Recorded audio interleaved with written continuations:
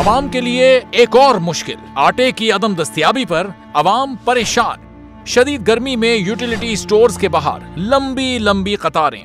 बोल ने निभाई सहाफती जिम्मेदारियां, पहुंचाई घर घर ये आवाज। इस्लामाबाद के यूटिलिटी स्टोर से सस्ते आटे का हुसूल शहरियों के लिए ख्वाब बन गया। बोल न्यूज हकायक सामने ले आया है। आओ मिलकर आवाज उठाएं, पाकिस्तान को बदलें बोल के साथ। बोल बना अवाम की आवाज। अवामी शिकायत पर बोल ने किया मुताल्लिका इदारों से मुतालबा। सुबह 6 बजे से आकर ये लोग आटे का इंतजार करते हैं। 7 बजे आई हूँ और नहीं मिल रहा है आटा, पैसे नहीं होते थे उधारे लेकर आती हूँ। वो कहते हैं जी 7 खजूर लाजमी लें। हमारे पास आटे के पैसे नहीं होते तो खजूर कहाँ से लें?